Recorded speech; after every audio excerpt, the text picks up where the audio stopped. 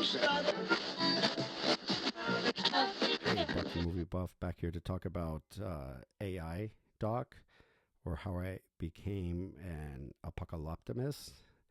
Interesting word coined in the documentary by one of the interviewees, and then Daniel Roher, one of the directors, along with Charlie Tyrell, ends up saying, "Hey, that might be the name of the documentary." Spoiler alert, first one, and it actually goes on to be that. It was produced by, or at least like the handmade visuals and stop motion sequences were produced by Daniel Kwan, Everything Everywhere All at Once. And it had the hip, cool, fast moving, lots of interviews with different people, and different montages, animation, artistic elements you would have expected to see in something like Bowling for Columbine by Michael Moore. And maybe perhaps I have seen one of the nominees for the best documentary of the year. We shall see. We got about 11 months to go for that. Often a film getting this kind of critical review and word of mouth, you get out and see it, and you are a year in advance about to be seeing some of the nominees. And I feel like that with this. It is an amazing documentary. The AI doc, I highly recommend it to anyone. It's both a really good mix of utopian and dystopian. It kind of starts with the dystopian and then moves to the utopian views. The director, Daniel Roher, is sharing the intimate experience of having a child with his pregnant wife, who's also in it, and narrates the documentary. And so, some people in the dystopian view world of AI have said, if you haven't had children, I would tell you not to. There's those that think that way.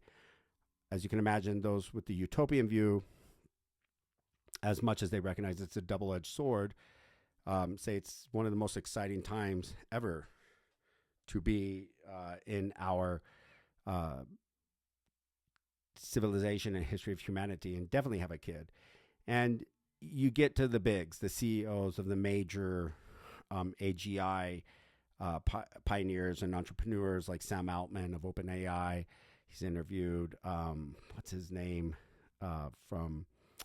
Dario Amodi. I'm not sure how to pronounce it, from Anthropic. You have Demis Hassabis from DeepMind, which was acquired by Google, who came up with AlphaGo, and beat the grandmasters at the game of Go, which they say has more moves than atoms in the universe. And also like other big ones, Tristan Harris. Of course, like some of the other major players from Meta and X or XAI, Elon Musk and Zuckerberg, they declined to be interviewed or accepted to be interviewed and participate until, like it said in the documentary, Elon Musk was too busy. It left me with some anxiety about where we're headed with this existential threat of AI, what it could mean, the extinction of humanity or the extinction of consciousness, more important, and permeate the universe with intelligence. I've actually used that concept and phrasing from Yuval Noah Harari, who's also interviewed more as a philosopher in this documentary. But at the same time, gives the viewer hope for what AI is solving and could help to solve, like the many things that we could gain from it. And I kind of, over the past year to two, in reading books on this subject, and I've read everything from Nexus, a brief history of information networks from Stone Age to AI. I've read The Coming Wave by Mustafa Suleiman. I've read The Singularity is Near. I've read Peter Diamandis' AI, The Age of Abundance. And some of those can be more dystopian, like Nexus, and very utopian view, like Singularity is Near or The Age of Abundance, right?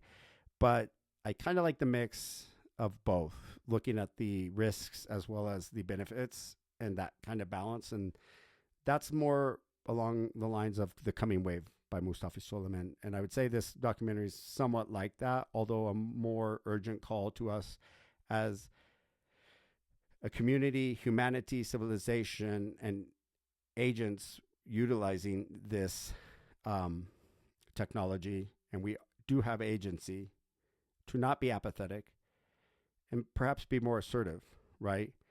And forget about that sense of apathy that many feel like this is this like existential gift from the heavens. Now AI, there's nothing we could do, when we're the very ones as human beings creating it and using it and teaching it.